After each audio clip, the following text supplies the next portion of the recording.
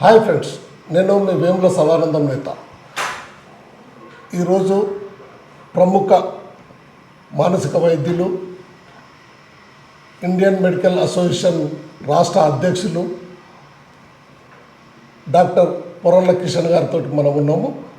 ఆయన మానసిక వైద్యులుగా ఐఎంఏ రాష్ట్ర అధ్యక్షులుగా 2 వృత్తులు నిర్వహిస్తున్నారు.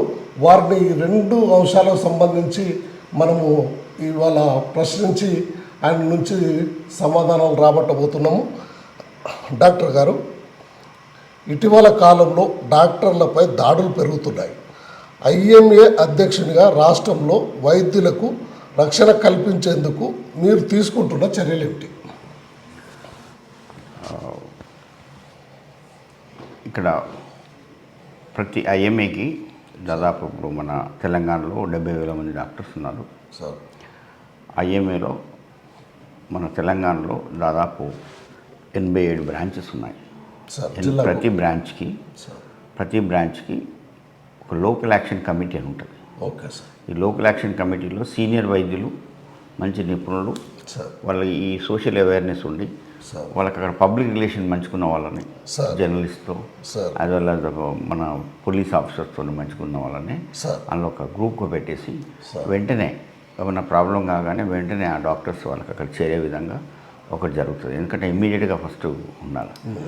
వైఎస్ రాజశేఖర పీరియడ్లో డాక్టర్లకు కానీ హాస్పిటల్ మీద అటాక్ చేసినప్పుడు నాన్ బెయిలబుల్ వారెంట్ అనేది వాళ్ళు గవర్నమెంట్, అప్పుడు కాంగ్రెస్ గవర్నమెంట్ వాళ్ళు చేశారు. వాళ్ళకి ఇమీడియట్గా వాళ్ళని మళ్ళీ నాన్ బెయిలబుల్ అరెస్ట్ చేసి వెంటనే ఏమైనా డ్యామేజ్ చేసినాయి మళ్ళీ మొత్తం డబ్బులు రెవెన్యూ యాక్ట్ కింద రివర్స్ ఇచ్చే విధానం ఉండేది. అప్పుడు రీసెంట్గా ఏమైందంటే మోడీ గారి ప్రభుత్వం వచ్చినాక 3 సంవత్సరాల శిక్ష ఉండేది. అప్పుడు 7 సంవత్సరాల శిక్ష మాత్రమే నాన్ బెయిలబుల్ కావాలి అని పెట్టారు కొత్త యాక్ట్ ప్రకారం. దానివల్ల ఇప్పుడు ఆ శిక్ష ఉంది కానీ నాన్ బెయిలబుల్ అనేది బెయిలబుల్ అయిపోయింది. దానివల్ల కొంచెం సమస్యలు వస్తున్నాయి. మేము మళ్ళీ అమిత్ షా గారిని మొన్ననే మా గుజరాత్లో మా నేషనల్ కాన్ఫరెన్స్కి అమిత్ షా గారు వచ్చారు. వాళ్ళు కొన్ని అజరెన్స్ ఇచ్చారు. ఇప్పుడు స్టేట్ కూడా మా కోఆపరేషన్లో ఉంది, మంచి గవర్నమెంట్ ఉంది. ట్రై చేస్తున్నాం ఎలా నాన్ బెయిలబుల్ చేయాలనేది ట్రై చేస్తున్నాం. సార్, డాక్టర్ గారు, రాష్ట్ర ప్రభుత్వం ప్రవేశపెట్టిన ఆరోగ్య పథకాలు, ఆరోగ్యశ్రీ వంటివి అమల్లో ప్రైవేటు ఆసుపత్రులు ఎదుర్కొంటున్న ప్రధాన సవాళ్ళు ఏమిటి? అంటే ఆరోగ్యశ్రీ అనేది ప్రోగ్రామ్ మాత్రం చాలా మంచి ప్రోగ్రామ్ ఇది సార్. కేంద్ర ప్రభుత్వం కూడా ఆయుష్మాన్ భవ అనే ప్రోగ్రాం పెట్టింది. ఆరోగ్యశ్రీలో మానసిక చికిత్సకు లేదు ఇక్కడ రీయింబర్స్మెంట్, కానీ మన కేంద్ర ప్రభుత్వం జనాల్లో మానసిక చికిత్సకు కూడా ఉంది. అది ఒక గొప్ప పథకం. ఈ 2 కలిపి మన స్టేట్ గవర్నమెంట్ వాళ్ళు మంచి ఇంప్లిమెంట్ చేస్తున్నారు. చాలా మంచి పథకం ఇది. కాకపోతే ఈ పేమెంట్స్లో అంటే గవర్నమెంట్కి ఉండే సమస్యలు గవర్నమెంట్కి ఉండొచ్చు, కానీ దానివల్ల రిలీజ్ అనేది సరిగ్గా జరగట్లేదు. కానీ ప్రోగ్రామ్ చక్కగా చక్కగా ఇంప్లిమెంట్ అవుతుంది. అన్ని హాస్పిటల్స్ మంచి యూటిలైజ్ చేసుకున్నాయి. అది ఈ పేమెంట్స్ కొంచెం త్వరగా రిలీజ్ చేస్తే మా డాక్టర్కి సమస్యలు ఉన్నాయి. మాది ఈ ఐఎంఏలో ఒక విభాగం ఉంది, ఆరోగ్యశ్రీ హాస్పిటల్ నెట్వర్క్ అని. వాళ్ళు మంచి నాయకులు ఉన్నారు, వాళ్ళు ప్రయత్నం చేస్తున్నారు. దాంతోపాటు రీసెంట్లీ మేము ప్లాన్ చేస్తున్నాం అపాయింట్మెంట్ కోసం. ఆరోగ్యశ్రీ అంటేనే హాస్పిటల్ వాళ్ళు జాయిన్ చేసుకునే పరిస్థితి నెలకొన్నది అంటే, బట్ పేమెంట్లు జరగకపోవడం, పేమెంట్ల వల్ల వాళ్ళు భయపడుతున్నారు. ఎందుకంటే ఒక్కొక్కరికి 15 కోట్లు 10 కోట్లు చిన్న హాస్పిటల్స్ తట్టుకోలేని వాళ్ళు లోన్స్ ఇంట్రెస్ట్ కట్టలేకపోతున్నారు. దానివల్ల చాలామంది చేస్తున్నారు, కాకపోతే చాలా కష్టాల్లో ఉన్నారు. కొన్ని especially middle class and medium size and ఆ సైజ్ హాస్పిటల్స్ చాలా ప్రాబ్లమ్స్ ఉన్నాయి. డాక్టర్ గారు, నేటి వైద్య విద్యార్థులు ఎదుర్కొంటున్న ఒత్తిడి మరియు మారుతున్న విద్యా విధానంపై మీ అభిప్రాయం ఏంటి? ఈ వైద్య విధానం అనేది మన భారతదేశంలో సార్, అమెరికాలో సైకియాట్రీ గురించి చెప్పబడుతుంది. ప్రతి స్టూడెంట్, మెడికల్ స్టూడెంట్కి సైకియాట్రీ అనే సబ్జెక్ట్ ఉంటుంది. బ్రిటిష్లో ఉంది, అంటే యూరోప్ కంట్రీస్లో ఉన్నది, యాజ్ వెల్ యాజ్ అమెరికా కంట్రీస్లో ఉన్నది. కానీ ఇండియాలో మేము చదువుకున్న 34-35 ఏళ్ళ క్రితం అది మానసిక సమస్య అనే చాప్టర్ రిలీజ్ ఒకప్పుడు. ఇప్పుడు చాలా కొత్తగా మార్చారు. ఇప్పుడు దానివల్ల మానసిక శాస్త్రం తెలుస్తుంది. ఇంకోటి స్ట్రెస్ ఎందుకు పెరిగిందంటే వైద్య విధానంలో మార్పులు రావాలా. బయట కూడా ఆ, వాళ్ళకి గోల్ ఓరియంటెడ్ వాళ్ళ విద్యా విధానం అనేది, ఫర్ ఎగ్జాంపుల్ కమర్షియల్ స్కూల్స్ వచ్చేసి సార్ వాళ్ళ ట్రైనింగ్లోనే ఇన్ని వాళ్ళు మంచి స్టూడెంట్స్ అని కేటగిరీ, సార్ రకరకాల కేటగిరీ చేయడం. వాళ్ళకి ఒక 4 సబ్జెక్ట్స్ ఉంటాయండి ఇంటర్మీడియట్లో. ఆ 4 సబ్జెక్టులో మీరు ఒక సబ్జెక్ట్ వదిలేయండి, హార్డ్ ఉంటుంది, 3 సబ్జెక్ట్స్ వస్తే సరిపోతుంది అనే విధానం వచ్చింది. అంటే వాళ్ళకి మార్క్స్ వస్తాయి. 40 into 4 సబ్జెక్ట్స్ ఉన్నాయనుకోండి, వాళ్ళకు 4 120 మార్కులు వస్తే నువ్వు సీట్ వస్తుంది. ఒక సబ్జెక్ట్ పక్కకు పెట్టండి, లేకపోతే అందులో 5-6 వస్తే సరిపోతుంది అనేది వచ్చేయడం వల్ల ఇది కొన్ని చదివి కొన్ని పక్కకు పెట్టడం అనే విధానం వచ్చేసింది. ఎందుకంటే చదివింది బాగా పర్ఫెక్ట్ చదివేసి ఇప్పుడు వరకు డాక్టర్ ఉన్నాడు అనుకోండి, 100 మంది పేషెంట్లు వస్తే 100 మందిని బాగు చేయాలి కదా, అందులో ఒక 10 మందిని పక్కకు పెట్టండి అంటే వాళ్ళది ఇది తప్పు విధానం అనేది విద్యా విధానంలో వచ్చింది. కమర్షియల్ స్కూల్స్ వల్ల వాళ్ళ ర్యాంక్స్ వాళ్ళ దానికోసమే ట్రై చేస్తుంది, కానీ పరిపూర్ణ విజ్ఞానం రావాలి స్టూడెంట్కి, వ్యక్తిత్వ నిర్మాణం జరగాలనేది జరగట్లేదు. దానివల్ల స్టూడెంట్స్ చదువులో ఒత్తిడి జరుగుతుంది, అది వల్ల మానసిక ఒత్తిడి కూడా గురవుతున్నారు. డాక్టర్ గారు, గ్రామీణ ప్రాంతాల్లో మెరుగైన వైద్య సేవలు అందేలా చూడటంలో ఐఎంఏ పాత్ర ఎలా ఉండబోతుంది? ఐఎంఏలో చాలా చక్కటి ప్రోగ్రాం ఉంది, ఆవో గావో చెలే అని. ఐఎంఏ ఆవో గావో చెలే అనేది గత 30 సంవత్సరాల కింద ఇది ఫామ్ అయింది. ప్రతి బ్రాంచ్లో ఆవో చెలే కింద జనరల్గా ఒక డాక్టర్స్ వాళ్ళ నేటివ్ ప్లేస్కి వెళ్తారు, వెళ్ళి క్యాంప్స్ పెట్టడం. ఒకప్పుడు మేము 30 ఏళ్ళ క్రితం వైద్యం చాలా కష్టం ఉండేది విలేజ్లో. అప్పుడు క్యాంప్స్ పెట్టి మేము మందులు ఇచ్చేది. అప్పుడు అంటే కడుపు బీదగా ఉండేది. ఇప్పుడు గవర్నమెంట్ ఏం చేసిందంటే primary health centres, community health centres, sub centres అని ప్రతి విలేజ్ కూడా సబ్ సెంటర్స్ పెట్టారు. ఇంకోటి మన అంబులెన్స్ పోయి అక్కడ మందులు కూడా ఇవ్వడం జరుగుతుంది. దానివల్ల మందులు కాకుండా ఇప్పుడు education, preventive education, school dental health programme, so అలాంటి ప్రోగ్రామ్స్ ఐఎంఏ ప్రతి బ్రాంచ్ క్యాంప్స్ చేస్తుంది. దీనికి స్టేట్ బ్రాంచ్ కూడా సహకరిస్తుంది. సార్ డాక్టర్ గారు, అర్హత లేని వ్యక్తులు వైద్యం చేయడం వల్ల, అంటే ఆర్ఎంపీ డాక్టర్ల లాంటి వాళ్ళ వల్ల ప్రజలు అనారోగ్యం దెబ్బతింటుంది. దీన్ని అరికట్టడానికి మీ ప్రణాళిక ఏమిటి? యాక్చువల్లీ ఐఎంఏ తీవ్రంగా వ్యతిరేకిస్తుంది ఇలాంటి క్వాలిఫికేషన్ లేకుండా వైద్యం చేయడం అనేది. ఆర్ఎంపీలు పిఎంపీలు అనేది, ఆర్ఎంపీలు పిఎంపీ అంటే రిజిస్టర్డ్ మెడికల్ ప్రాక్టీస్ అంటే ఎంబీబీఎస్ వాళ్ళే రిజిస్టర్డ్ మెడికల్ ప్రాక్టీస్ అంటే మేము ఎంబీబీఎస్ అయిపోగానే Telangana state medical council registration చేసుకుంటాం. మమ్మల్ని రిజిస్టర్డ్ మెడికల్ ప్రాక్టీషనర్స్ అంటారు. అయితే ఈ కొందరు డాక్టర్స్ దగ్గర కొన్ని రోజులు ఒక 5 ఏళ్ళు 4 ఏళ్ళు ట్రైనింగ్ చేసి కంపౌండర్స్ వాళ్ళు రూరల్ మెడికల్ ప్రాక్టీషనర్ అని ఆర్ఎంపీ అని పెట్టుకుని వాళ్ళు ప్రాక్టీస్ చేస్తున్నారు. ఓకే, ఒకప్పుడు వాళ్ళకు అయితే వాళ్ళకి ఫస్ట్ ఎయిడ్ సెంటర్ అని పెట్టేసుకుని కొంత గవర్నమెంట్ వెసులుబాటు ఇచ్చింది. దాన్ని మిస్యూజ్ చేసి వాళ్ళకి శక్తికి మించిన ట్రీట్మెంట్ చేయడం, దానివల్ల ప్రజలు చాలా నష్టపోతున్నారు. ఇది మానవ హక్కుల ఉల్లంఘన కిందకి వస్తుంది. ఇంకోటి ఎవరు కానీ క్వాలిఫైడ్ కానీ డాక్టర్ అని డిస్ప్లే చేస్తే దానికి శిక్షార్హులు వాళ్ళు. ఇప్పుడు టీఎస్ఎంసీ అనే ఒక సంస్థ, తెలంగాణ స్టేట్ మెడికల్ కౌన్సిల్ సంస్థ తీవ్రంగా పరిగణిస్తుంది వీటిని. ప్రతి ఆర్ఎంపీ, ఐఎంఏ అండ్ టీఎస్ఎంసీ కలిసి వాళ్ళకి టాస్క్ ఫోర్స్ లాగా ఫామ్ అయ్యి ప్రతి బ్రాంచ్ నుంచి ఇలాంటి వాళ్ళకి చేయకుండా జరుగుతుంది. వాళ్ళు కూడా వాళ్ళ పరిధికి మించకుండా ఇప్పుడు కొంచెం ఇంప్రూవ్మెంట్ జరిగిందని మేము భావిస్తున్నాం. డాక్టర్ గారు, ఆధునిక కాలంలో యువతలో పెరుగుతున్న డిప్రెషన్, కుంగుబాటు, ఆందోళనకి ప్రధాన కారణాలు ఏమిటి? కుంగుబాటు, ఆందోళన మనం ఇప్పుడు ఇంతకుముందు చూసిన పేషెంట్. ఒకప్పుడు ఏంటంటే మనకి ఉమ్మడి కుటుంబాలు ఉండేవి. ఉమ్మడి కుటుంబాల్లో మన తాత, అమ్మమ్మ అందరూ ఉండేది. ఇప్పుడు చాలా కుటుంబాల్లో ఆ గ్రాండ్ పేరెంట్స్ అనేది మాయమైపోతున్నారు. ఎందుకంటే మన అమ్మ నాన్నలు వాళ్ళు 17-18 ఏళ్ళకే పెళ్లి చేసుకునేది. మనం అమ్మమ్మలను చూసాము, నానమ్మలను చూసాము, ఉమ్మడి కుటుంబం ఉండేది. ఇప్పుడు పెళ్లి చేసుకోవడమే లేట్గా 28-30 ఏళ్ళకి చేసుకుంటున్నాం. పిల్లలు కనడానికి మళ్ళీ ప్లాన్ 35 ఏళ్ళకి వస్తున్నది. వీళ్ళకి అమ్మమ్మ అనేది అప్పటివరకే వీళ్ళు పిల్లలు పెరిగేసరికి అమ్మమ్మలు ఉండరు. సో ఇది ఒకటి కుటుంబం పరంగా న్యూక్లియర్ ఫ్యామిలీస్ అయిపోయినాయి.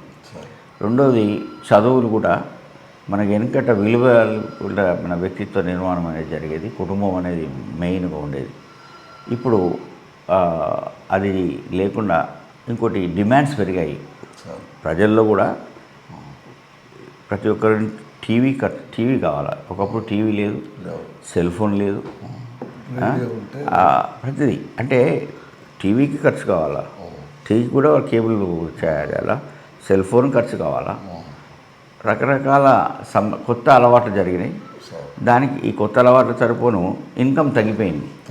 ఫర్ ఎగ్జాంపుల్ అగ్రికల్చర్ వెనకట సేంద్రియ వ్యవసాయం అనేది వాళ్ళ ఇంట్లో ఏదో వాళ్ళ ఉండే చెత్త తీసుకెళ్ళి వాళ్ళు చేసుకునేది.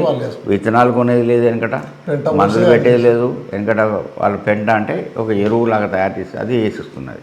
ఇప్పుడు అన్నీ కొనడం, సో చిన్న కమతాలు ఉండడం వల్ల అక్కడ స్ట్రెస్ జరిగింది. ఇంకోటి వృత్తులు అంటే వడ్రంగి వాళ్ళకు పనిపోయింది. 80 సంవత్సరాల క్రితం ఫ్రీడమ్ రాకముందు వాళ్ళకి వృత్తి ఉండేది.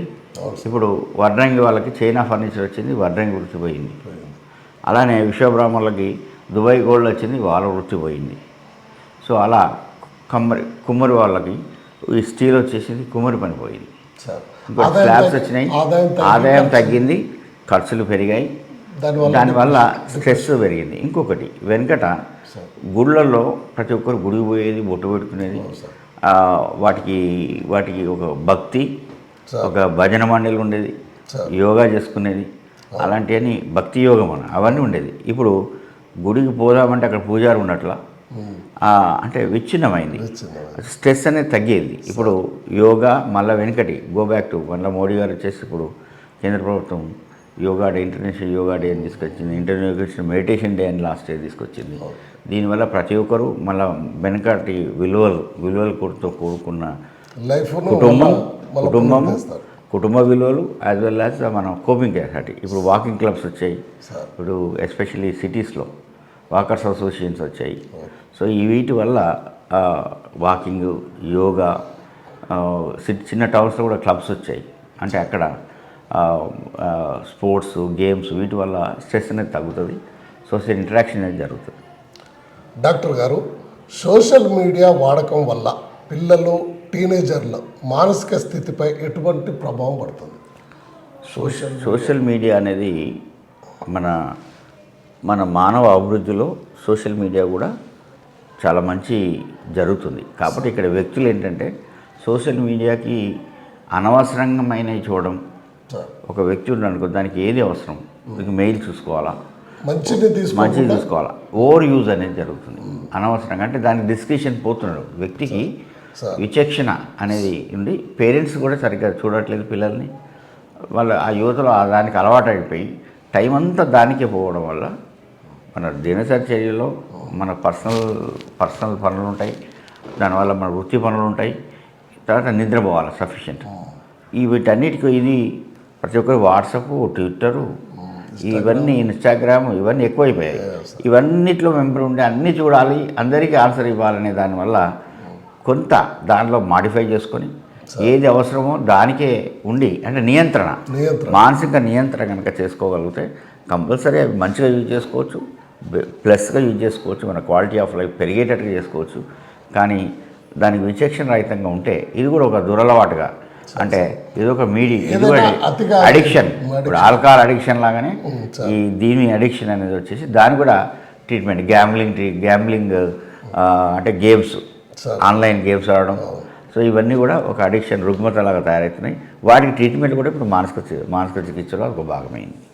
డాక్టర్ గారు, మానసిక సమస్య అనగానే సమాజంలో ఉన్న వివక్షను పోగొట్టడానికి ప్రజల్లో ఎటువంటి అవగాహన రావాలి? మానసిక సమస్య అనగానే పిచ్చోడు అని అంటే వాళ్ళు సమాజం కూడా అట్లా అనేసరికి వాడు ఇంకా ఎక్కువ.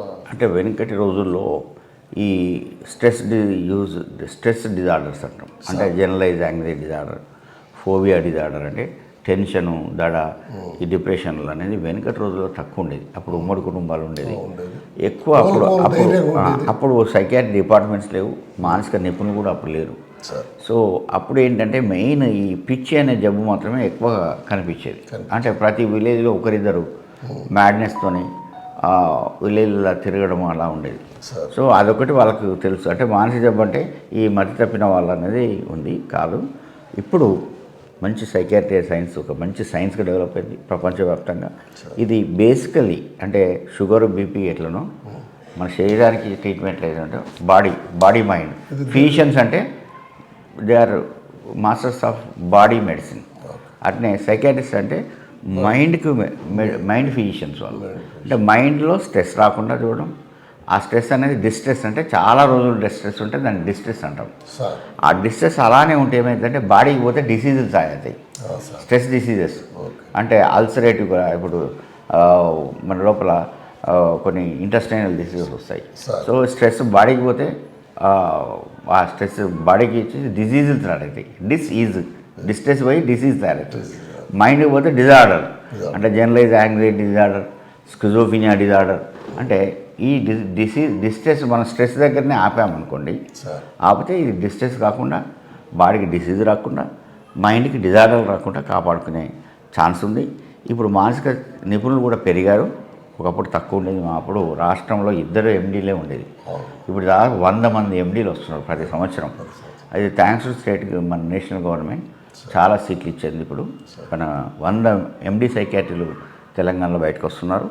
వీళ్ళు ట్రీట్మెంటే కాకుండా రీహాబిలిటేషన్ సెంటర్స్ స్టార్ట్ అయినాయి, ఆల్కహాల్ సెంటర్స్ స్టార్ట్ అయినాయి. ఇప్పుడు prevention centres, counselling prevention centres start అయినాయి. ఇవన్నీ ఆన్లైన్ సర్వీసెస్ కూడా స్టార్ట్ అయినాయి. ప్రజలందరూ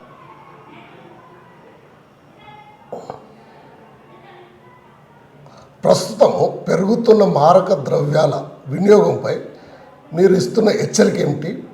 బాధితులను సాధారణ స్థితికి ఎలా తీసుకురావచ్చు? మారక ద్రవ్యాలు తీసుకోవడం సంఖ్య పెరుగుతుంది రోజు రోజు. ఏదైనా ఈ రుగ్మత అనేది సార్ అంటే అడిక్షన్, అంటే డిపెండెన్స్ మీద అనేది ఇప్పుడు కాదు, ఎప్పటికీ తరాల నుంచి ఉంది. కాబట్టి అది మారుతూ వస్తున్నది. ఫర్ ఎగ్జాంపుల్, మామూలుగా వెనుకట పల్లెటూళ్ళలో కళ్ళు తాగడం అలవాటు ఉండేది. ఇప్పుడు కళ్ళు పోయింది, విస్కీ ఇవన్నీ వచ్చేసాయి. సో బెల్ట్ షాపులు వచ్చాయి, అంటే అవైలబిలిటీ పెరిగింది ఇప్పుడు. సో అవైలబిలిటీ పెరగడం వల్ల వాడికి ఈవినింగ్ రిలాక్సేషన్ అనేది స్టార్ట్ అవుతుంది. కొంచెం ఎంజాయ్గా స్టార్ట్ అయ్యి తర్వాత ఎప్పుడు స్ట్రెస్ అయితే రిలాక్సేషన్ కోసం తాగడం అనేది అలవాటై అలానే తాగుడు అలవాటైంది. తర్వాత ఇప్పుడు గుట్కా, గంజాయి. తెలంగాణ రాకముందు నా అబ్జర్వేషన్ చెప్తున్నా, ఇక్కడ వన్ ఆఫ్ ద సీనియర్ సైకాట్రిస్ట్ని. తెలంగాణ రాకముందు గంజాయి అనేది కరీంనగర్లో కానీ వరంగల్ కానీ లేదు. ఈ గంజాయి అనేది అప్పుడు ఎక్కడో చార్మినార్ దగ్గర పాత బస్తీలో హైదరాబాద్ నుంచి మాకు కేసులు వచ్చేది అప్పుడప్పుడు. ఇప్పుడు గంజాయి ఊర్లో ఉంది, ప్రతి పాండవలో కూడా దొరుకుతుంది. అంటే ఇది ఎక్కడో మన తెలంగాణకు వ్యతిరేకులు చేసిందా లేకపోతే గవర్నమెంట్ వల్ల వైఫల్యమా తెలియదు. ఇప్పుడు గవర్నమెంట్ చాలా ఇప్పుడు స్ట్రిక్ట్ చేస్తుంది, దానివల్ల ఫలితాలు వస్తున్నాయని మేము అనుకుంటున్నాం. ఈ గంజాయి తాగిన వాళ్ళకు కూడా మనం మంచిగా చేయొచ్చు, చక్కగా అయిపోతారు. మళ్ళీ తాగకుండా చూడాలి వాళ్ళని. కంపల్సరీ 100% మంచి చేసే విధానం ఉంది. ఆల్కహాల్కి ఉంది, గంజాయికి ఉంది, ఇంకేమైనా హెరాయిన్ అనే తీవ్రమైన పదార్థాలకు కూడా ప్రతిదానికి ట్రీట్మెంట్ ఉంది. వాళ్ళు మంచిగా చక్కగా కావచ్చు. మంచిగా అయినాక మళ్ళీ దానికి అటు పోకుండా చేసే విధానాలు కూడా ఉన్నాయి. అంటే అవర్షన్ థెరపీ, అంటే ఆల్కహాల్ చూస్తేనే వాంతి వచ్చే ట్రీట్మెంట్ కూడా ఉంటుంది. అది కనుక చేసుకుంటే దీన్ని మనము పూర్తిగా నివారించవచ్చు. డాక్టర్ గారు, నిత్యం ఒత్తిడితో గడిపే సామాన్యులు తమ మానసిక ప్రశాంతత కోసం పాటించవలసిన చిట్కాలు ఏమిటి? ఒకటి, సామాన్యులకు ఏంటంటే ఒక సరిగా టైంకి లేవడం, టైం పడుకోవడం. నేచర్ అంటే ఏంటంటే సూర్యుడు ఉదయం వస్తాడు, 6 గంటలకు 6:30కి వెళ్ళిపోతాడు, అంటే ప్రకృతి. మనం వెనుకట పల్లెటూళ్ళలో 4-5 గంటలకు లేచేది, అంటే కోడి కూసేది అప్పుడు అట్లా లేచేది. అసలు 6 గంటల తర్వాత పడుకునే వాళ్ళు ఉండకపోయేది, ఎందుకంటే అంతా అక్కడ సౌండ్ అనేది ఉండేది. సో సూర్యుడితో పాటు లేచేది, మళ్ళీ 6 గంటలకు సూర్యుడు కనుక పోగానే సాయంత్రం కాగానే 7-8 గంటల వరకు పడుకునేది అందరూ. పల్లెటూరులో ఇప్పటికీ అలా పల్లెటూరు వాళ్ళు చాలా ఆరోగ్యంగా ఉంటున్నారు, వాళ్ళు సూర్యుని చూస్తున్నారు. ఇప్పుడు సిటీస్ వచ్చేసరికి నైట్ లైఫ్ అనేది పెరిగింది. ప్రతి ఒక్కరు పడుకునేసరికి 1 గంట 2 టీవీలు చూడడము, ఇవి నెట్ చూడడము అన్నీ చూసుకొని, సోషల్ మీడియా చూసుకొని మెల్లగా నిద్రపోవడం జరుగుతుంది. దీనివల్ల ఏమవుతుందంటే రిథమ్ దెబ్బతింటుంది. ఇప్పుడు ఫర్ ఎగ్జాంపుల్ ప్రపంచవ్యాప్తంగా ఈ రుగ్మత ఉంది. London never sleeps, Washington never sleeps అంటారు, అంటే నైట్ లైఫ్ ఉంటుంది అక్కడ. ఇప్పుడు బాంబేలో కూడా స్టార్ట్ అయింది, నైట్లో కూడా షాపింగ్ ఉంది అక్కడ. అంటే ఈ రేస్లో, ఈ ఎకనామిక్ రేస్లో అన్నీ ఆర్థికంగా అభివృద్ధి చెందాలని ఈ నైట్ అనేది కూడా దాని షాపింగ్స్ లేట్గా ఉండడం, 12 గంటలకు పర్మిషన్ చేయడం, ఈవెన్ నైట్లో రెస్టారెంట్స్ పర్మిట్ చేయడం వల్ల ఏమవుతుందంటే ఈ జీవన విధానం అనేది కంప్లీట్గా మారిపోతుంది. దానివల్ల బయో రిథిమ్స్ అనేది మారుతున్నాయి. అంటే మన బాడీ కూడా నైట్ లైఫ్ పెంచాలి. ఇప్పుడు మనం టైం 7 గంటల లోపల తినేది, ఎందుకంటే 8 గంటలకు తినేది, ఇప్పుడు 12 గంటలకు 1 గంటలకు తినడం అంటే ఇంటెస్టైన్స్ కూడా రిథమ్ దెబ్బతింటున్నది, మైండ్కి రిథమ్ దెబ్బతింటున్నది, స్లీప్ వేక్ఫుల్ రిథమ్ అనేది దెబ్బతింటుంది. ఇంకోటి స్టూడెంట్స్కి ఇప్పుడు మేము మా ఐఎంఏ ద్వారా కొత్తగా ప్రాజెక్ట్ తీసుకుంటున్నాం. విద్యార్థులు, వైద్య విద్యార్థులు కూడా బాగా స్ట్రెస్తో ఉన్నారు.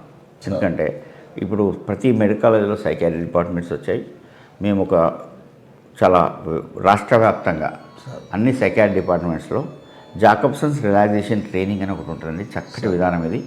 ఒక హాఫ్ అన్ అవర్ 40 మినిట్స్లో వాళ్ళకి ట్రైనింగ్ ఇస్తే, పడుకోబెట్టి ట్రైనింగ్ ఇస్తాం. Zero tension. అది కనుక రిలాక్సేషన్ 100% బాడీలో ప్రతి కణాన్ని, ప్రతి కండరానికి, ప్రతి భాగానికి ట్రైనింగ్ ఇస్తే ప్రతి భాగము రిలాక్స్ అయిపోతుంది. అంటే రిలాక్సేషన్లో టెన్షన్ ఉండదండి. టెన్షన్ రిలాక్సేషన్ ఉండదు, పరస్పర విరుద్ధమైన స్థితులు. ఈ రిలాక్సేషన్ ట్రైనింగ్ ప్రతి వైద్య విద్యార్థికి మేము నేర్పించే ప్రణాళిక ఉంది. దీనికి మేము already health university, college health యూనివర్సిటీకి ద్వారా ప్రతి మెడికల్ కాలేజీకి సర్క్యులర్ పంపించేసి మేము ఫస్ట్ ట్రైనింగ్ కొందరు ఎవరన్నా వైద్య నిపుణులు, మానసిక వైద్య నిపుణులకు ఎవరికైనా ఈ జాగ్రత్త రిలాక్సేషన్ రాని వాళ్ళకు ఫస్ట్ నేర్పిస్తాం. అంటే ట్రైనింగ్ ఆఫ్ ట్రైనర్స్ ప్రోగ్రామ్ పెట్టాము.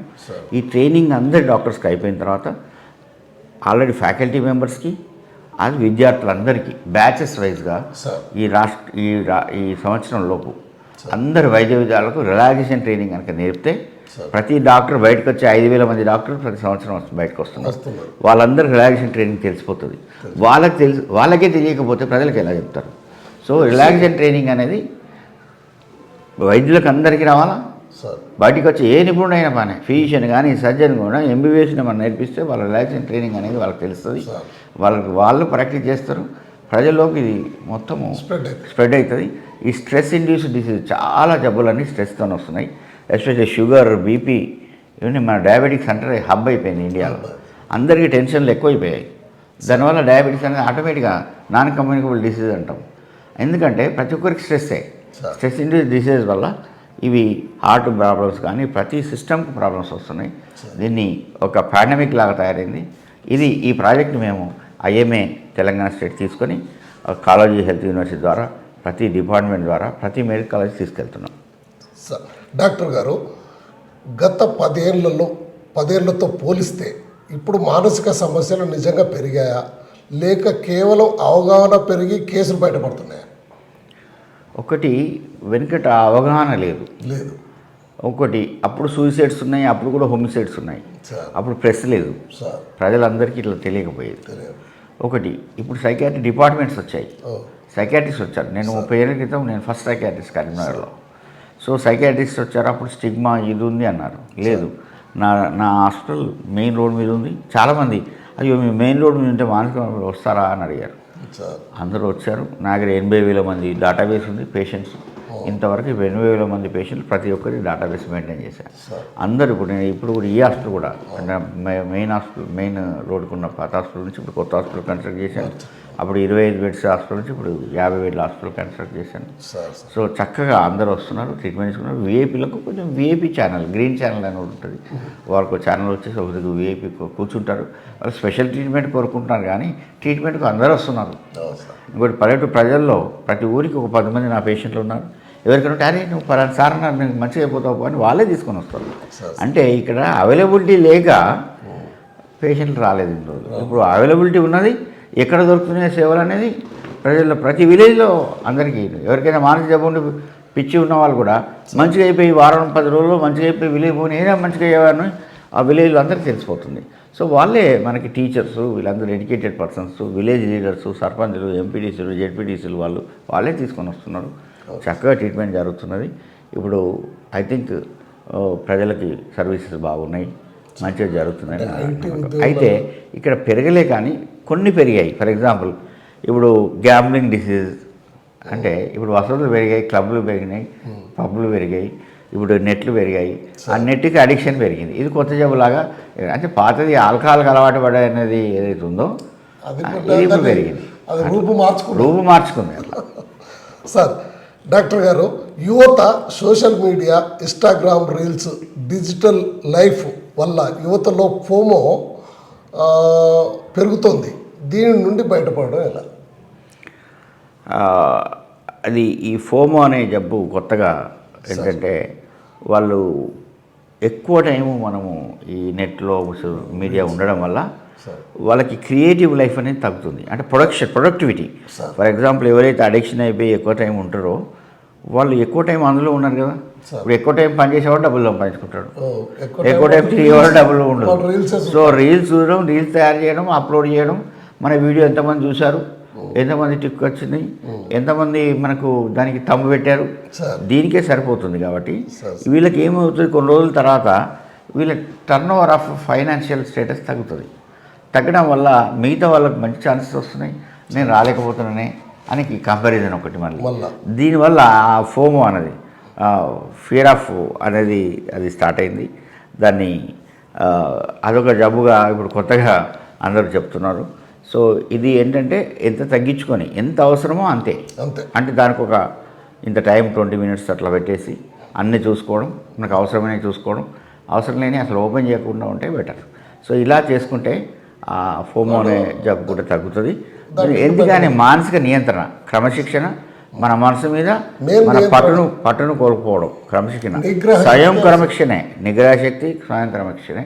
ఇది యోగా, మెడిటేషన్ ద్వారానే సాధ్యం. పేరెంట్స్ అందరూ అలర్ట్ అయిపోయి వాళ్ళ పిల్లల్ని క్రమశిక్షణ పెంచడం అనేది. ఒకటి ఇద్దరు జాబ్ చేస్తే ఎవరో ఒకరు ప్యాసివ్గా ఇద్దరు డబ్బులు సంపాదించాలంటే పిల్లలు పాడైపోతారు. మీరు చెప్పిన డబ్బాయిల్లో కూడా చూసే కెపాసిటీ వాళ్ళకు ఉండదు. కాబట్టి తండ్రి అయితే తండ్రి, తల్లి అయితే తల్లి కొంత టైము కేటాయించి పిల్లల్ని సూపర్విజన్, పిల్లల్ని క్రమశిక్షణ పెంచడం, దానివల్ల ఈ ఎలా వాళ్ళ కోపింగ్ స్కిల్స్ కూడా పిల్లలకు చేయించాలి. డాక్టర్ గారు, చిన్న చిన్న కారణాలకే యువత ఆత్మహత్యలో పాల్పడుతున్నారు. ఆ క్షణంలో వారి ఆలోచనను ఎలా డైవర్ట్ చేయాలి? చిన్న చిన్న కారణాలు కూడా ఆత్మహత్యలు జరుగుతున్నాయి, ఒక్కోసారి హత్యలు కూడా చేస్తున్నారు. ఏమవుతుందంటే వాళ్ళకి అసెప్టివ్ ట్రైనింగ్. ఫర్ ఎగ్జాంపుల్ మనకు కొంచెం కోపం వస్తే దాన్ని ఎక్స్ప్రెస్ ఎట్లా చేయాలి, నాకు వీలు కాదని చెప్పడానికి మొహమాటం. ఐఎమ్ సారీ అండి, మీరు ఇంటర్వ్యూకి అడిగారు, కొంచెం వీలు కాలేదు, మళ్ళీ నేను అడ్జస్ట్ చేసుకున్నాను, మీరు అడ్జస్ట్ చేసుకున్నారు. సో ఇలా అడ్జస్ట్మెంట్ అనేది సడన్గా, ఫర్ ఎగ్జాంపుల్ ఒక్కసారి ఫెయిల్ అయ్యామనుకో, దానికి మిగతా సపోర్టివ్ పర్సన్స్కి టైం ఉండట్లా, ఈయనకి చెప్పుకునే విధానము రావట్లేదు. అంటే అసెప్టివ్ ట్రైనింగ్ అంటే మనం చెప్పేది కూడా ఐఎమ్ సారీ, ఎవరైనా ఫెయిల్ అయ్యారనుకోండి, ఒక 1 year వేస్ట్ అయ్యారనుకోండి, నేనే బ్రేక్ తీసుకున్నాను, I taken a break for this year అని ఒక సంస్కృతి వచ్చింది కొత్తగా ఈ మధ్య, నేను వింటాను, చాలా చక్కని. ఒకవేళ నీకు స్ట్రెస్ఫుల్ అయిపోయింది లైఫ్లో, 1 year బ్రేక్ తీసుకో. నువ్వు బ్రేక్ తీసుకొని యోగా, మరి వాకింగ్ ఇవన్నీ నేర్చుకొని, ఫిట్నెస్ నేర్చుకొని మళ్ళీ యుద్ధరంగం. అంటే జీవితం అంటే ఒక యుద్ధమే కదా. The life is a game, life is a war. ఆ లర్నింగ్ రావాలా, అసెప్టివ్గా చెప్పగలగాలి, ఎక్స్ప్రెస్ చేయగలగాలి. ఫెయిల్యూర్ కూడా మనం ఎలా సమాజానికి ఏమైనా చిన్న ఫెయిల్యూర్ అని మనం అనుకుంటాం, కానీ అదొక మనకు ఏదైతే విరామం అనుకోవాలి. ఏదైతే మనం సాధించలేకపోయినామో భగవంతుడు ఇది మనకు టైం ఇచ్చాడు అనుకొని దాన్ని సద్వినియోగం చేసుకొని దాన్ని పాజిటివ్గా మలుచుకొని మన జీవితం ప్రోగ్రెస్కు దానికి ఒక మెట్టుగా చేసుకోవాలి. విరక్తి చెందకుండా దీనికి సైకాట్రీ అసోసియేషన్స్ ఉన్నాయి. Telangana psychiatry association, Indian medical association, చాలా ఎన్జిఓస్ వచ్చాయి, హెల్ప్ లైన్స్ అని స్టార్ట్ చేశాయి. ఏమంటే చక్కగా ఇమీడియట్ మీరు దాటుకోండి. ఈవెన్ 108, 100 ఇవన్నీ కూడా ఆన్లైన్ కౌన్సిలింగ్ చేస్తున్నారు. వీళ్ళు ఈ ఆన్లైన్ చాలా వ్యవస్థలు స్టార్ట్ అయినాయి. మీరు ఫస్ట్ ఒక మాట్లాడే వ్యక్తి వస్తాడు, మీరు ఫోన్ కొట్టగానే మాట్లాడి షేర్ చేసుకోవడం వల్ల ఆటోమేటిక్గా ఆ ఇంపల్సివిటీ అనేది తగ్గిపోతుంది. సార్, డాక్టర్ గారు, పిల్లల్లో మొండితనము లేదా డిప్రెషన్ లక్షణాలను తల్లిదండ్రులు ఎలా గుర్తించాలి? అంటే కొంచెం సడన్గా వాళ్ళకి మెల్లిమెల్లిగా, కొందరు స్లోగా నెగిటివ్గా మాట్లాడడం, ఏదో లైఫ్లో ఏదో కోల్పోతున్నట్టు ఫీల్ కావడం, వాళ్ళ బిహేవియర్లో సడన్గా వాళ్ళ రూమ్కి వెళ్ళి డోర్ వేసుకోవడమో, లేకపోతే తినే అలవాట్లలో మార్పు, అదే మాట్లాడడంలో మార్పు, ఫ్రెండ్స్తో కలిసి ఎప్పుడు కలిసిగా ఉండేవాడు ఈ మధ్యలో మార్పు వచ్చిందంటే వెంటనే గమనించేసి ఫస్ట్ పిల్లలు కానీ ఇంట్లో ఉన్న గ్రాండ్ పేరెంట్స్ కానీ వాళ్ళు ప్రేమతో మాట్లాడితే వాళ్ళు దే విల్ కమ్అవుట్. అప్పుడు వీలైతే మంచి నియరెస్ట్ సైకాట్రిస్ట్ దగ్గర కానీ కౌన్సిలర్స్ కానీ పోయి వెంటనే కౌన్సిలింగ్, ట్రీట్మెంట్. ఎందుకంటే ట్రీట్మెంట్ అనేది చాలా చక్కని ట్రీట్మెంట్స్ వచ్చాయి. ఒకప్పుడు ఒక ట్యాబ్లెట్ వేస్తే ఎప్పటికీ జీవితాంతం వేయాలనేది తప్పండి. మంచిగా అయినాక గౌరీలు బంద్ చేసే విధానం ఉంది. నాకు 3rd floorలో వెల్నెస్ బ్లాక్ అంటే మామూలు వాళ్ళు కూడా సైకాట్రీ దగ్గరికి రావచ్చు. వ్యక్తిత్వ నిర్మాణం కోసం అంటే ఈవెన్ పర్సనల్ డెవలప్మెంట్ కోర్సులు వచ్చాయి, స్ట్రెస్ రిలీజింగ్ టెక్నిక్స్ వచ్చాయి. ఇవన్నీ నేర్చుకొని వాళ్ళని మనం మంచి జీవితానికి ప్రిపేర్ చేయడం అనేది ముఖ్యము. తల్లిదండ్రులే ఇది గమనించాలి. డాక్టర్ గారు, రోజంతా రోగుల మానసిక సమస్యలు వినే మీరు మీ ఒత్తిడిని తగ్గించుకోవడానికి మీరు ఏం చేస్తారు? నేను చిన్నప్పటి నుంచి నేను యోగా చేస్తానండి. యోగా చేస్తాను. ఇప్పుడు మన నియరెస్ట్ క్లబ్కి వెళ్ళి డైలీ వాకింగ్ ప్రాక్టీస్ చేయడం. ఒక్కోసారి లేట్గా పడుకోవడం వల్ల మనకు టైం లేకపోతే జస్ట్ వాకింగ్ చేసుకుని వస్తాను.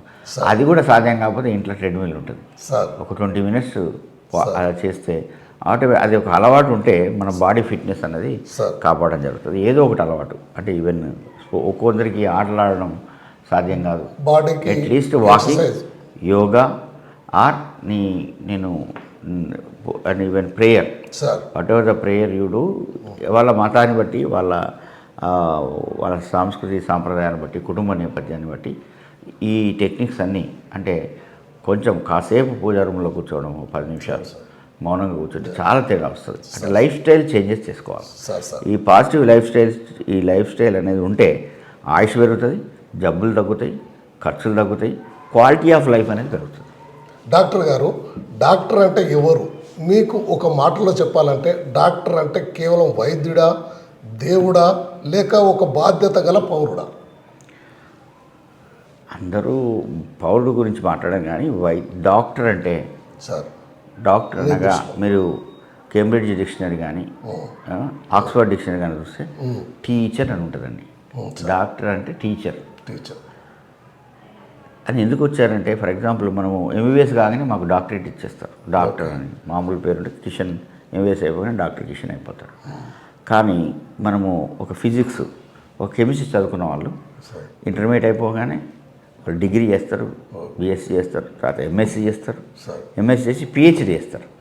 అంటే ఆ కెమిస్ట్రీ 3 సైన్స్ సబ్జెక్ట్స్ నుంచి 2 సైన్స్ సబ్జెక్ట్స్ అవుతాయి, 1 సైన్స్ సబ్జెక్ట్ అయ్యి ఒక కెమిస్ట్రీలో పిహెచ్డీ చేస్తారు. అంటే ఆ కెమిస్ట్రీలో మాస్టర్ అవుతాడు. సో మాస్టర్ అయిన వాళ్ళకి అప్పుడు డాక్టరేట్ ఇస్తారు. అంటే ఇంకోటి ఈ సైన్స్ విభాగం నుంచి ఆర్ట్స్ విభాగంలో పోయి బీఏ, తర్వాత ఎంఏ, తర్వాత ఎంఫిల్ చేస్తారు వాళ్ళు. అక్కడ మాస్టర్ ఆఫ్ ఫిలాసఫీ అంటారు. సో వాళ్ళు కూడా డాక్టరేట్ అవుతారు. అంటే వాళ్ళు టీచర్స్ అవుతారు అక్కడ. అంటే చాలా ఒక్క చిన్న సబ్జెక్టులో నైపుణ్యం, పొలిటికల్ సైన్స్లో పిహెచ్డీ తీసుకుంటారు. అంటే వాళ్ళు టీచర్స్, అంటే మాస్టర్ టీచర్స్ అవుతారు. అట్నే సైన్స్ టీచర్స్ అవుతారు. అంటే డాక్టర్లు ఎవరు? వైద్యం గురించి, వెల్నెస్ గురించి చెప్పే టీచర్స్. అంటే ఇక్కడ ఇల్నెస్ అనే ఉంది. అందుకే ఎప్పుడు నేను ఇల్నెస్ టు వెల్నెస్ మాట్లాడుతుంటాం. మా ప్రశాంతి హాస్పిటల్ ఒక మిషన్ అది. ఇల్నెస్లో డాక్టర్లు అందరిలో 14 సబ్జెక్ట్స్, 14 నుంచి 16 సబ్జెక్ట్స్ ఉన్నాయండి. అందులో ఒక subject social and preventive medicine అని ఉంటుంది. అంటే జబ్బులు రాకుండా చూసే విధానం. సో ఈ డబ్బులు రాకుండా చూసే విధానం చెప్పాలి ప్రతి పేషెంట్కి. షుగర్ అంటే మనం షుగర్ ట్రీట్మెంట్ ఇచ్చి వేసుకోమా అని పంపిస్తున్నాం కాదు. చాలా మంచి వైద్యులు రోజు 100 మంది, 50 మంది, 70 మంది చూస్తున్నారంటే ఆ డాక్టర్ మంచివాడని వాళ్ళ దగ్గరికి వెళ్తుంటారు. ఓరికి 10 మంది కూడా రారు. ఎందుకు మంచివాళ్ళు అంటే వాళ్ళు దేవుడు అండి అంటారు. ఒక 2-3 కనీసం ప్రతిరోజు ఒక 5-6 అన్నా కాలమకపోతారు. ఎందుకు అంటే దేవుడిని చూస్తున్నాను. సార్ నాకు లైఫ్ ఇచ్చారండి, నాకు ఇది కాపాడండి అని. దేవుడు ఎట్లా అయ్యాడంటే ఎంపతి అంటాం మనం. పేషెంట్ జబ్బును మనం పేషెంట్ అంటే ఎంపతి అంటాం మేము. ఎంపతి అంటే సహానుభూతి. అంటే పేషెంట్ చెప్పులో మనం కాలు పెడితే మనకు పేషెంట్ బాధ ఏందో అర్థమవుతుంది. ఈ ఎంపతి ఉన్న డాక్టర్స్ చాలా ఫేమస్ డాక్టర్స్ అవుతారు ఎక్కడ కానీ. నెంబర్ 1 డాక్టర్ అని అంటారు. సో ఈ ఎంపతి ఎక్కువ ఉన్న వాళ్ళే నెంబర్ 1 అవుతారు. ఈ అమెరికాలో, మన బ్రిటిష్, ఇంగ్లాండ్లో కూడా ఇండియన్ డాక్టర్స్ ఆర్ ప్రిఫరబుల్. ఎందుకంటే మనకు సహానుభూతి కానీ, ఎవరు బాధపడితే చీమలకు మనము షుగర్ పెట్టి పెంచే జాతి. సో ఇట్లా మనం ఈ ఎంపతి అనేది మన భారతదేశంలోకి ఎక్కువ ఉంటుంది జనరల్గా. ఆ డాక్టర్స్ ఎక్కువ మందికి అదేవుతారు. వాళ్ళ దేవుని కూడా చూస్తారు. కానీ ఈ టీచింగ్ అంటే ట్రీట్మెంట్ ఇచ్చి పంపకుండా కాసేపు స్పెండ్ చేసి వాళ్ళకి కౌన్సిలింగ్ చేసి ఇది రాకుండా ఎలా చూసుకోవాలి, లైఫ్ స్పాన్ ఎలా పెంచుకోవాలని చెప్పే డాక్టర్స్ ఒక నాట్ ఓన్లీ వైద్య నిపుణుడు కాదు, ఒక టీచర్ లాగా వాళ్ళు చెప్పడం జరుగుతుంది. అందుకే ఈ టీచర్ అనేది కూడా డెఫినేషన్గా ఉంది. ఇంకోటి మొన్న నేను వైద్యో నారాయణ డెఫినేషన్గా ఒక ఓరేషన్ అవార్డు ఇచ్చారు నాకు. తర్వాత మొన్న ఖమ్మంలో రోగి దేవోభవ అని ఇచ్చాము. అంటే ఈ ఎంపతి అంటే ఇప్పుడు దేవుడు అంటే ఎవరండి? మీరు దేవుడు అంటే ఆ ఎంపతి ఎక్కువ ఉన్నవాడే దేవుడు అండి. ప్రతి ఒక్కరు ఊర్లో పెద్ద మనిషి ఉంటాడు, అబ్బో ఆయన దగ్గరికి పోతే మనకు పరిష్కారం చేస్తారు. అంటే గొడవ పడ్డ వాళ్ళు పెద్ద మనసు ఉన్నవాడు పెద్ద మనిషి.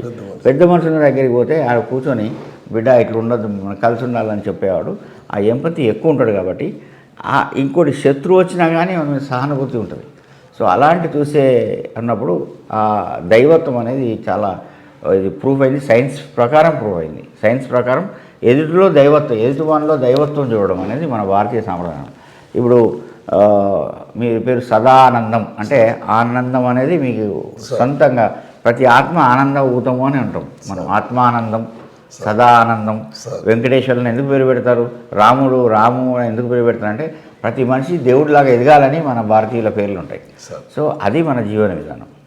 డాక్టర్ గారు, మీరు మెడిసిన్ చదవాలని, ముఖ్యంగా సైక్రాట్రీని ఎంచుకోవాలని ఎందుకు అనుకున్నారు? మెడిసిన్ చదవాలని నేను అప్పుడు ఇంటర్మీడియట్ వరకు వచ్చిన వరకు నాకు మెడిసిన్ ఉంటుందని తెలియదు, కానీ బైపీసీ అంటాం మేము ఇంటర్మీడియట్లో. ఆ బైపీసీ తీసుకున్నప్పుడే ఈ వైద్య వృత్తికి పోవచ్చు అని తెలిసింది. ఎందుకో వైద్యుడు కావాలని, ఎందుకంటే వైద్యుడికి ఉండే రెస్పెక్ట్ చూసాం చిన్నప్పుడు. వైద్యుడు అంటే ఇంప్రెషన్ అలా కాదు, కానీ ఒక యూనిఫామ్. ఫర్ ఎగ్జాంపుల్ అప్పుడు ఒక ఎన్టీఆర్ సినిమా వచ్చింది, పోలీస్ ఆఫీసర్ ఆయన. అందులో సినిమా పేరు నాకు గుర్తురాట్లేదు, కానీ ఆ యూనిఫామ్, పోలీస్ యూనిఫామ్కు అంత ఇంపార్టెన్స్. అసలు నేను ఇంట్రెస్ట్ ఫీల్ అయినప్పుడు ఆ మూవీ చూసి వచ్చినాక ఇంకా బాగా చదివాను. నేనే యూనిఫామ్ కొనుక్కున్నాను, వైట్ కోట్ కొనుక్కున్నాను. వైట్ కోట్ గురించి నేను అప్పుడు తపన పడేది. వైట్ కోట్కి అంత పవిత్రత ఉంటుంది. నేను ఆ వైట్ కోట్ వేసుకుని డాక్టర్ని కావాలి అనుకున్నాను. అట్లనే ప్రతి వృత్తి పవిత్రమైనది. ఎందుకో ఈ వృత్తిని నేర్చుకున్నాను, దానిలో సంతృప్తిగా ఉన్నాను. డాక్టర్ గారు, అయితే మానసిక నిపుణుడు కావడానికి ఏంటంటే, నేను ఎంబీబీఎస్ అయిపోయిన తర్వాత ఒక స్పిరిచువాలిటీ, అంటే మా నాన్నగారు మొదటి నుంచే భగవద్గీత ఆయన 4 o'clock వెళ్ళేసి గీత చదివేది. ఆ సాంప్రదాయానికి వెళ్ళి వచ్చాం. మా తాతల నుంచి కూడా శ్రీకృష్ణ టెంపుల్కు అటాచ్ అయి ఉండేది.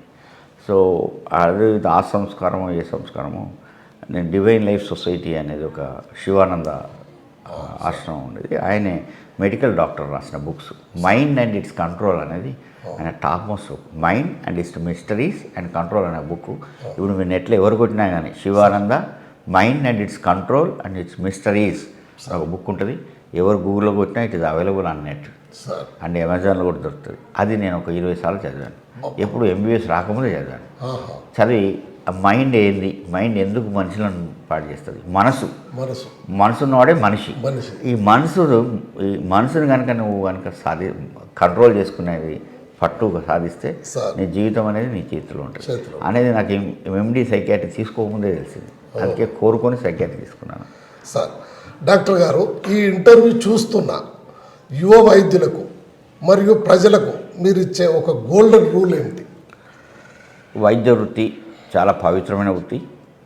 డబ్బులు సంపాదించుకోవాలి అనే యువ వైద్యులు దయచేసి ఈ వృత్తిని వదిలేసి మీరు వేరే రియల్ ఎస్టేటో ఇంకేదో బిజినెస్లోకి వెళ్ళడం చాలా బెటర్. డబ్బులు సంపాదించుకునే విధానాలు ప్రపంచంలో చాలా ఉన్నాయి, కానీ వైద్య వృత్తికి వస్తే డబ్బులు మీ దగ్గర వస్తాయి. కానీ ఇది సేవా వృత్తి ఉన్న సేవ ఉంటే మీకు డబ్బులు వస్తాయి, సఫిషియెంట్ డబ్బులు వస్తాయి, మీకు కారు వస్తుంది, మీకు ఇల్లు వస్తాయి, అన్నీ వస్తాయి. కానీ మాకు డబ్బులే కావాలనుకుంటే మాత్రం ఈ వృత్తికి రావద్దు. సేవ చేయాలనుకున్న వాళ్ళు చాలా చక్కని వృత్తి అండి. మీ జీవితంలో పరిపూర్ణత వస్తుంది. మీ జీవితంకు అసలు మీరు మన వైద్య వృత్తికి రావడమే మన జన్మ ధన్యం. ఇది ఒక నోబుల్ ప్రొఫెషన్. అది నోబుల్ ప్రొఫెషన్. ఇది చక్కగా మీరు ఒక ప్యాషన్గా డాక్టర్ కావాలి. వివిధ మీకు ఏ స్పెషాలిటీలో కూడా you can guest highest level. నీకు ఆ శ్రమ పడింది, హయ్యెస్ట్ లెవెల్కి వెళ్ళొచ్చు. ప్రపంచవ్యాప్తంగా నీకు గుర్తింపు వస్తుంది. నీకు రీసెర్చ్లో కూడా డెవలప్ అవ్వచ్చు. ఆ గుర్తింపు వచ్చి ప్రపంచం నిన్ను ఇన్వైట్ చేస్తుంది. సో ఇది ఒక సిస్టమేటిక్గా ప్రాక్టీస్ చేస్తే డబ్బులు నీకు సఫిషియెంట్ వస్తాయి. నువ్వు ఎక్కడంటే అక్కడ ప్రాక్టీస్ చేసుకోవచ్చు. గవర్నమెంట్ పోవచ్చు, ప్రైవేట్ పోవచ్చు. నువ్వు చాలా ఫ్రీడమ్గా ప్రాక్టీస్ చేసుకోవచ్చు. నీకు ఎంత ఎంపతి ఉంటే ప్రజలు నేను ప్రేమిస్తారు, కానీ ఎవరు నీకు హామ్ చేయరు. ఈవెన్ పోలీస్ ఆఫీసర్స్ కానీ, ఈవెన్ అడ్వకేట్స్ కానీ అందరూ నీ పేషెంట్లే. సో నీ గురించి అందరికీ సమాజంలో తెలుస్తుంది. సో నీకు ఏమైనా జరిగితే వాళ్ళు వచ్చి రక్షించుకుంటారు. ఆటోమేటిక్గా నీ పేషెంట్లే వచ్చి రక్షించుకుంటారు. ఒక ముస్తాబాద్లో ఒక డాక్టర్ని ఎవరు వచ్చి అటాక్ చేస్తే ఆయన పేషెంట్ల అభిమాన సంఘం వచ్చేసి ఇమీడియట్ అటాక్ చేసి హాస్పిటల్ చుట్టూ ఉంచుతున్నారు. అంటే ఎంపతి అది మన ప్రజలకు ఎలా ప్రజా వైద్యుడిగా ఉంటే నీకు సెల్ఫ్ సెక్యూరిటీ, నిరాశరాలు నీకు అన్నీ ఉంటాయి. నీ లోపల నువ్వు పేషెంట్ లోపల దైవత్వాన్ని చూసే అదృష్టం ఈ వృత్తిలోనే ఉంటుంది. నీ లోపలనే వేరేవాడు దైవాన్ని చూసుకునే అది కూడా వస్తుంది. ఇది రీచ్ అవ్వడం అనేది హయ్యెస్ట్ పీక్ ఎక్స్పీరియన్స్. అది ప్రతి ఒక్కరు చేరొచ్చు. అది సేవా వృత్తిలో రండి. డబ్బులు కావాలనుకుంటే చాలా వృత్తులు ఉన్నాయి, మంచిగా వేరే డిబేట్ ఇది డాక్టర్ పురల్ల కిషన్ గారు చెప్తున్న నీతి. వైద్య వృత్తిలో పవిత్రమైన వైద్య వృత్తి, ప్రత్యక్ష దైవాలుగా కొలిసే వైద్య వృత్తి. ఈ వైద్య వృత్తిలో డబ్బే ప్రధానంగా చేసుకోకుండా సేవా దృక్పథంతో రావాలని ఆయన కోరుతున్నారు. Vote debate. Thank you. ఎన్ని నిమిషాలు వచ్చింది?